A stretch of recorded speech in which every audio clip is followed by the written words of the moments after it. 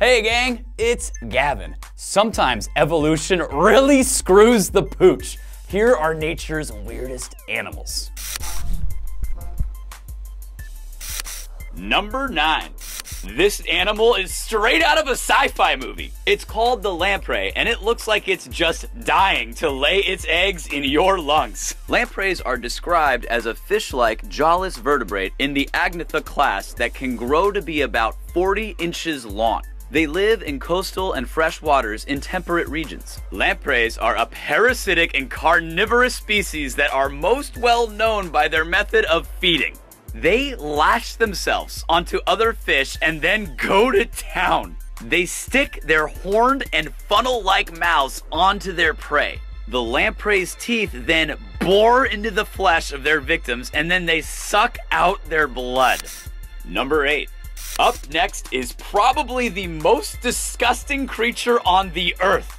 Like, even its mother has got to have a real hard time loving it. This thing fell out of the nasty tree and hit every branch on the way down. It's UGLY. It ain't got no alibi. The blobfish. The blobfish was originally found off the coast of Australia. It lives super deep underwater, about 4,000 feet down. By dint of the extraordinary pressure of the sea at those depths, the blobfish's flesh is like jelly, and its features are completely distorted. Hey, blobfish, yo mama, so ugly that when she went to the haunted house, they gave her a job application. Hey, blobfish, yo mama, so ugly that if she sits on the sidewalk, they'll fine her for littering. Hey, blobfish, yo mama is so ugly that when the Kool-Aid man busted through her wall, he said, oh no. Think of the blobfish as a foot-long tadpole. It is nearly muscleless, and it just sort of floats around on the ocean floor. The blobfish's gelatinous body is slightly less dense than water, and this allows the fish to float above the sea floor without expending much energy. Do us all a favor, bud, and stay at the bottom of the ocean. Number 7. Coming in next is the male stalk-eyed fly. This insect has one of the oddest courtship rituals in the animal kingdom. To impress the ladies, the male stalk-eyed fly will gulp air bubbles through its mouth and force them into its head. He then pumps the bubbles into the stalks supporting his eyes, which engorge like a balloon. Apparently, female stalk-eyed flies are all about those robust stalks. The wider the eye span, the better. Check out these stalks, girl. Yeah, I do stalk squats. No big deal. Once the fly's stalks have a nice pump going, he'll strut around the forest trolling for girls. If his stalks are legit, he'll be beating off the girls like flies. What? Because you know what they say about a guy with big stalks. Number 6. The star-nosed moles are one of the most distinctive types of mammals out there. Their exposed nose looks like rows of toes.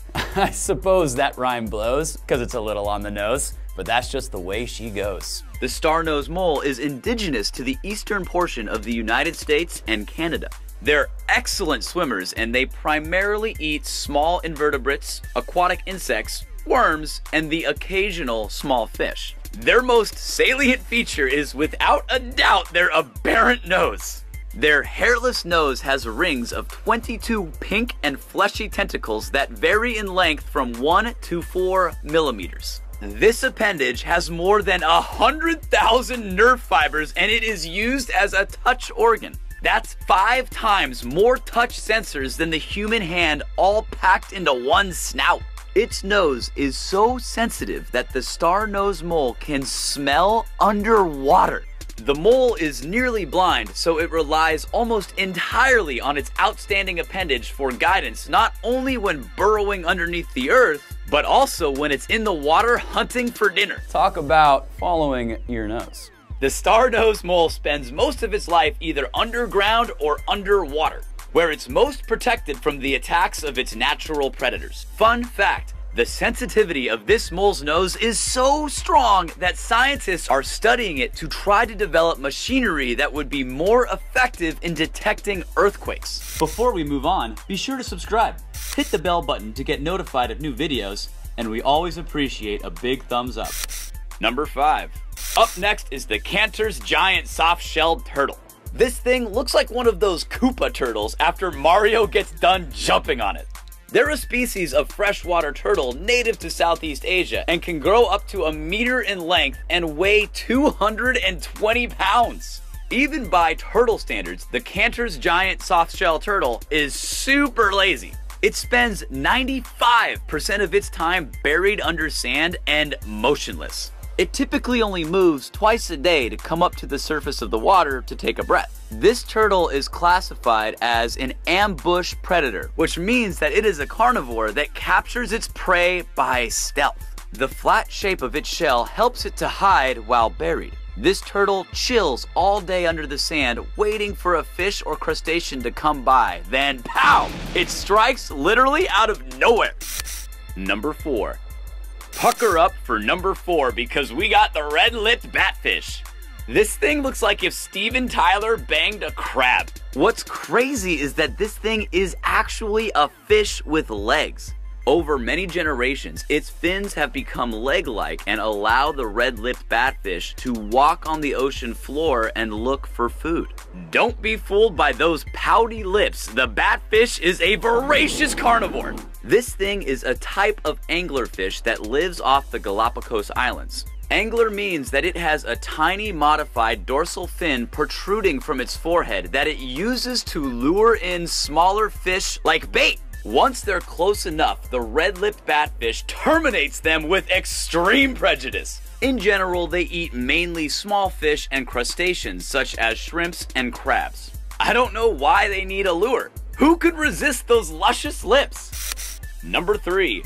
Next up is the goblin shark. This thing is a terrifying disaster. Its teeth are jacked. It's got a real snaggletooth thing going on. And its nose doesn't make any sense. It looks like if Tim Burton decided to make a fish. This rare shark is sometimes called a living fossil because it is the only existing representative of the fish family known as Mitsukurinadidae, which has a lineage that is about 125 million years old.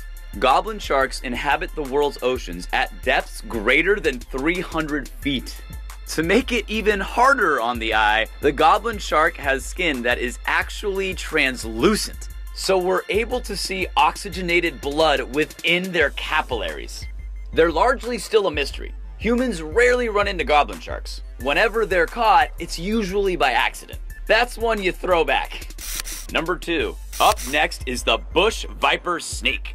This thing is actually awesome. The bush viper snake looks like on the outside how I wish I felt on the inside. These snakes are only found in tropical regions of sub-Saharan Africa and can grow up to about 25 inches long. This thing's got style for days. It's crazy colorful and they can be all sorts of different colors. Bush vipers are a venomous snake. They're super good at climbing and love to hang out in the trees of the rainforest, hunting on a variety of small lizards, rodents, and birds.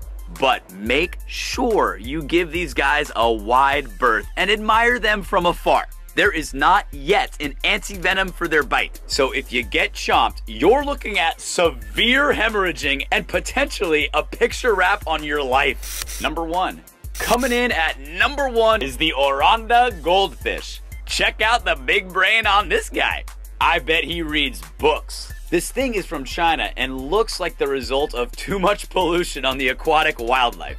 But the prominent growth on their head isn't a side effect of chemical waste. It's actually supposed to be there. This benign growth can either protrude from the top of the Oranda's head or it can encase the entire cranial region. Partly because of this atypical feature on its noggin, the Oranda goldfish has become a super popular fish to keep as a pet in both China and Japan.